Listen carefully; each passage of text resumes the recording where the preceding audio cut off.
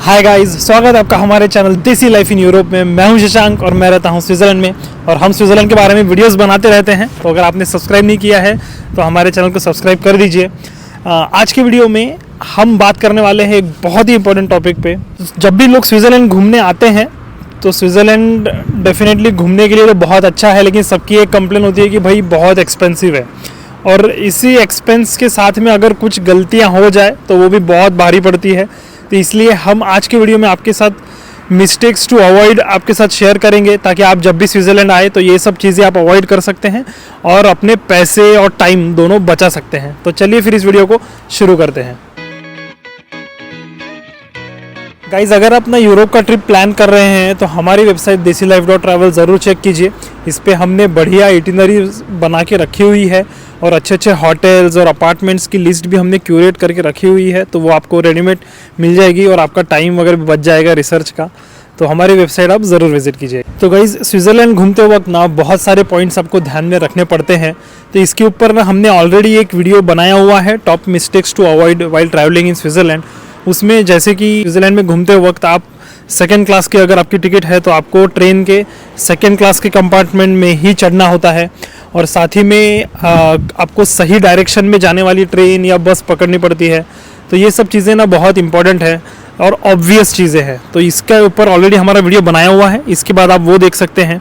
लेकिन इसके अलावा और ढेर सारे पॉइंट्स हैं जो कि मिस्टेक्स है जो आपको अवॉइड करनी चाहिए, जो आपके पैसे वगैरह बचाएंगे।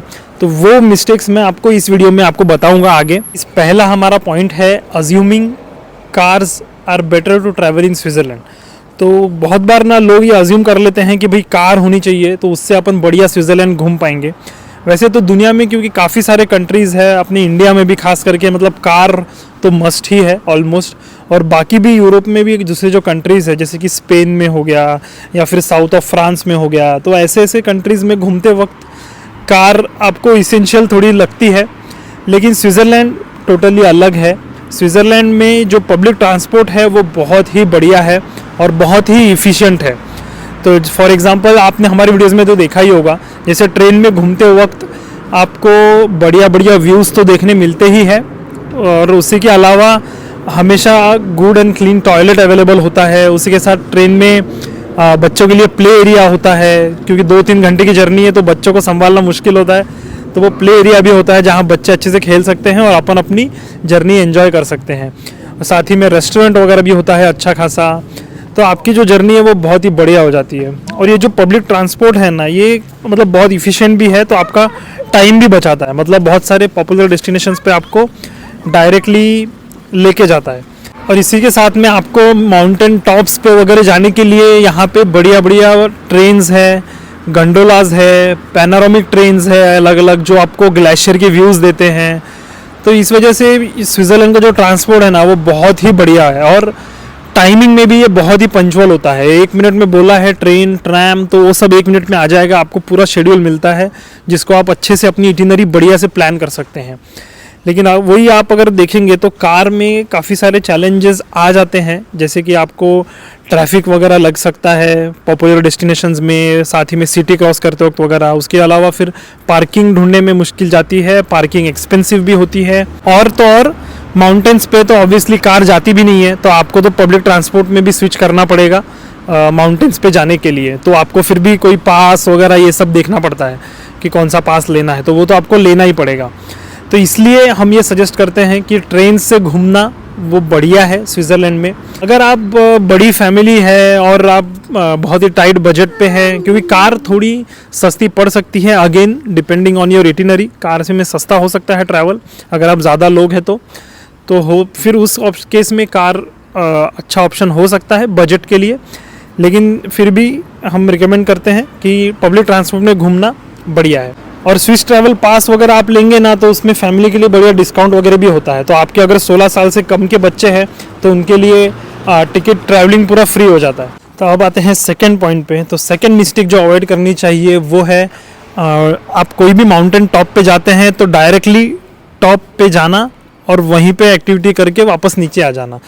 जैसे कि आप अगर टिटलिस की बात करेंगे, टिटलिस स्टॉप की जब आप टिकट लेते हैं तो बीच में के सारे स्टॉप्स पे आप उतर सकते हैं, फिर आप वहाँ पे थोड़ा सा घूम सकते हैं, ट्रुप्सी लेक जा सकते हैं और उसके बाद वापस गंडोला कंटिन्यू कर सकते हैं जर्नी अपनी टॉप तक के, और फिर टॉप जाके एंजॉय कर सकते हैं। तो इस तरह से आप उस पूरे माउंटेन का और बीच की एक्टिविटीज़ को भी अच्छे से एंजॉय कर पाएंगे।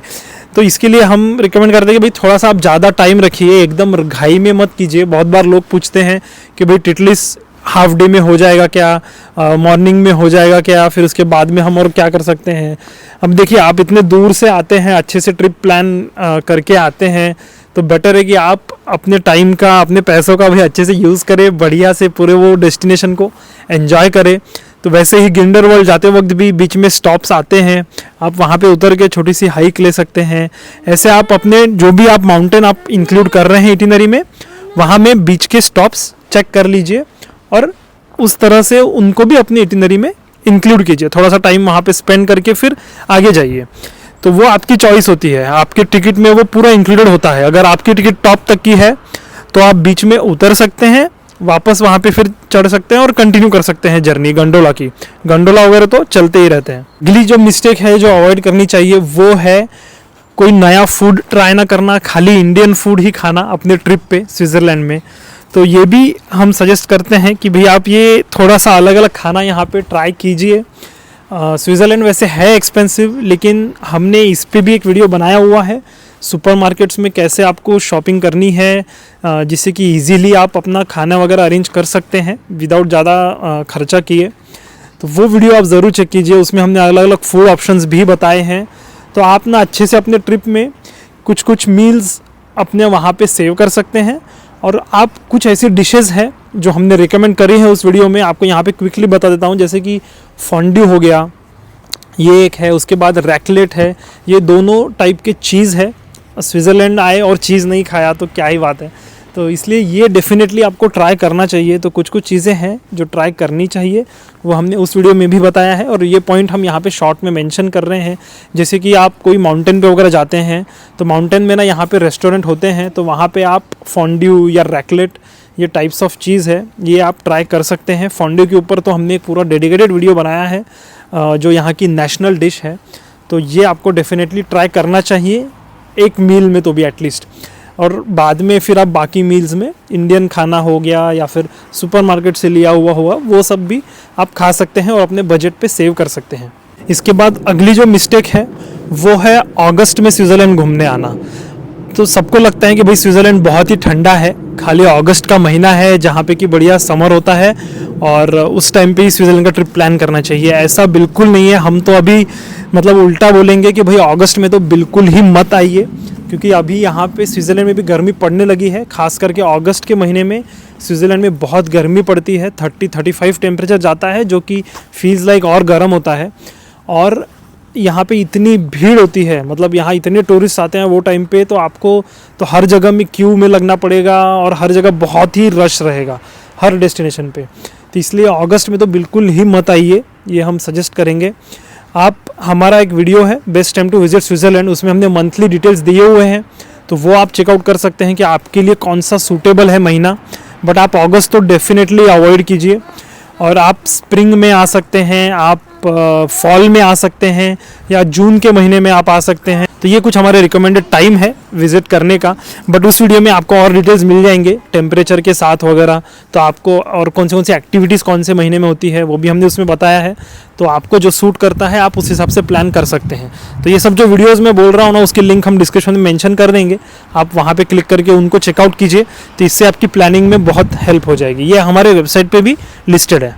इसके बाद नेक्स्ट मिस्टेक है जो अवॉइड करनी चाहिए, वो है clubbing too much in one day. बहुत बार लोग क्या करते हैं कि एक ही दिन में 2-2 माउंटेन इंक्लूड कर देंगे इटिनरी में, तो वो ना बहुत ही एग्जॉस्टिव हो जाएगा। अगर आपको अच्छे से अपना ट्रिप एंजॉय करना है तो बेस्ट है कि आप क्लबिंग डेफिनेटली कीजिए। ये हम हमारे इटिनरी प्लानिंग में भी हम एक्सप्लेन करते हैं वीडियोज़ में वगैरह। तो क्लबिंग आपको करनी चाहिए। क्लबिंग मतलब वो डिस्को वाली क्लबिंग नहीं, क्लबिंग मतलब आपको अपने दिन में क्या क्या इटिनरी करनी है, क्या क्या देखना है, तो आप स्मार्टली चीज़ें इंक्लूड कर सकते हैं। जैसे कि आप एक दिन में एक माउंटेन और एक विलेज देखना, ये 2 चीज़ें कंबाइन कर सकते हैं। क्योंकि माउंटेन के लिए आप दीजिए 4-5 घंटे, और उसके बाद में एक आध विलेज एक्सप्लोर करना, या फिर एक आधी सिटी और उसका टाउन एक्सप्लोर करना। जैसे कि फॉर एग्जांपल टिटलिस माउंटेन के साथ लुजन सिटी को आप क्लब कर सकते हैं। लुजन पहले आप मॉर्निंग में टिटलिस घूम के आ सकते हैं और उसके बाद में लुजन की सिटी एक्सप्लोर कर सकते हैं। लुजन लेक में एक क्रूज़ राइड ले सकते हैं।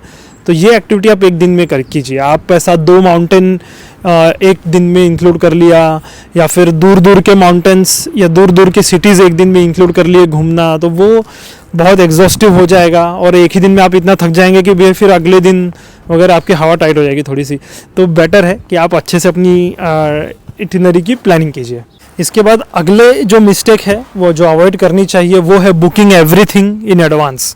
तो जब भी आप ये ट्रिप प्लान कर रहे हैं तो आपको डेफिनेटली फ़्लाइट्स वगैरह और होटल्स या अपार्टमेंट्स जहाँ आप रुकने वाले हैं ये तो आपको बहुत एडवांस में बुक करने चाहिए। लेकिन फिर इसके बाद जो इंटरनली घूमने की ट्रेन्स की टिकट्स है, फिर उसके बाद माउंटेन जो आपको कवर करने हैं जैसे टिटलिस हो गया, यूनफ्रा हो गया, इनकी टिकट्स हो गया, ये सब आपको एडवांस में बुक नहीं करना है। तो पहली बात तो ट्रेन में रिजर्वेशन वगैरह तो लगते हैं नहीं, तो ये हमने ट्रेन वाली वीडियो में बताया हुआ है और हमारे पहले पार्ट वाली वीडियो में भी बताया है मिस्टेक्स टू अवॉइड में, वो आप ज़रूर देखना इसके बाद में। लेकिन बाकी सब चीज़ों में ना आपको एडवांस में बुकिंग नहीं करनी चाहिए। आपको माउंटेन के टिकट वगैरह आप यहाँ पे आके एक दिन पहले भी ले सकते हैं, वो अवेलेबल होते हैं। और इसी के साथ में ट्रेन में तो यहाँ रिजर्वेशन की ज़रूरत है ही नहीं, खाली जो ग्लेशियर एक्सप्रेस जो पैनोरामिक ट्रेन होती है उनमें रिजर्वेशन लगता है, तो उसकी टिकट आप एडवांस में बुक कीजिए 1-2 महीने पहले वगैरह। लेकिन यहाँ पे घूमने के लिए वगैरह जो टिकट्स लगते हैं, माउंटेन पे जाने की टिटलिस पे की टिकट हो गई या फिर और कोई पिलाटस माउंटेन की टिकट हो गई, वो सब आप मत बुक कीजिए। आप टाइम पे वेदर वगैरह देख के, लाइव वेबकैम देख के आप उसकी बुकिंग कर सकते हैं। नहीं तो बहुत बार लोग क्या करते हैं कि भाई महीने पहले सारे बुकिंग्स कर लेते हैं और उसके बाद में फिर अगर वेदर ख़राब हो तो आपका प्लान एकदम फिक्स हो जाता है, तो आप उसमें फिर कुछ चेंजेस नहीं कर पाते हैं। क्योंकि यहाँ पे ऐसा है ना कि टिकट प्राइजेस चेंज नहीं होते हैं। जो भी माउंटेन की टिकट है वही टिकट आपको 1 महीना पहले भी वही मिलेगी और आप एक दिन पहले लेंगे तो भी उतनी ही टिकट होगी। तो टिकट्स चेंज नहीं होते हैं माउंटेन्स की, जो भी यहाँ पे गंडोलाज वगैरह है, जो माउंटेन ट्रेन्स है उनकी, तो ये सब आप एडवांस में बुक मत कीजिए। इसके बाद अगली मिस्टेक जो लोग करते हैं वो मैं बोलूँगा कि हमारे एडवाइस फॉलो न करना। अगर आप घूमने आ रहे हैं यूरोप में, स्विट्ज़रलैंड में, तो आप हमारे चैनल पे ढेर सारे वीडियोस हैं वो आप ज़रूर फॉलो कीजिए। उसमें हम बार बार ये बात बोलते हैं कि आपको यहाँ पे घूमना है तो मीटियो स्विस से ये एक वेदर ऐप है, ये आपको डेफिनेटली यूज़ करना चाहिए। इस ऐप में आपको एक्यूरेटली पूरा वेदर बताते हैं, आपको देखने मिलता है स्विट्ज़रलैंड में। अपने पता है, मतलब हम इंडिया से अगर आते हैं घूमने के लिए तो इंडिया में अपन इतना वेदर वगैरह चेक करके नहीं निकलते हैं, लेकिन यहाँ पे ऐसा नहीं है। आपको अपना वेदर चेक करते रहना चाहिए क्योंकि कभी भी बारिश आ सकती है, कभी भी क्लाउडी हो सकता है, कभी सनी हो सकता है। तो उस हिसाब से आप अपना दिन का जो है ना थोड़ा बहुत चेंजेस कर सकते हैं। तो आपको ये ऐप ज़रूर यूज़ करना चाहिए और वेदर देखना चाहिए एक दिन पहले। और उस दिन मॉर्निंग में भी, घूमने वाले दिन मॉर्निंग में भी आप वेदर ज़रूर चेक कीजिए। उससे आपको पता चलेगा कि भाई आपको अम्ब्रेला रखना है कि नहीं रखना है साथ में। तो ऐसे ऐप पे वेदर चेक करना ये बहुत ही इम्पोर्टेंट चीज़ है। और साथ ही में जो भी डेस्टिनेशन पे आप जा रहे हैं, कोई भी माउंटेन पे जा रहे हैं, तो उनकी अपनी ऑफिशियल वेबसाइट होती है और उस पर लाइव कैम्स भी होते हैं जो बताते हैं कि भाई वहाँ पे कैसा वेदर है, ऊपर में क्लाउडी है क्या। क्योंकि अगर क्लाउडी होगा तो आपको ऊपर जाने में कोई मतलब नहीं है माउंटेन में, तो इसलिए फिर ये सब आप चेक कर सकते हैं। इससे आप ही के पैसे बचेंगे। जिस दिन आप प्लान कर रहे हैं उस दिन क्लाउडी है तो भाई उस दिन आप कहीं और देखने जाइए कोई सिटी, और अगले दिन आप वो माउंटेन कर सकते हैं अगर उस दिन सनी होगा तो। क्योंकि ये बहुत ही इम्पोर्टेंट है। आपके अगर सनी होगा ना भाई तो इतना सुंदर दिखता है सब कुछ, मतलब पूरा अलग ही व्यू दिखता है एज़ कम्पेयर टू क्लाउडी दिन पे। पूरा मतलब ज़मीन आसमान का फ़र्क है, ये मैं आपको लिटरली एक्सपीरियंस से बता रहा हूँ। जो अगली मिस्टेक है और ये लास्ट पॉइंट है हमारा, वो है कि जब आप होटल या अपार्टमेंट बुक कर रहे हैं रहने के लिए, वो बहुत दूर बुक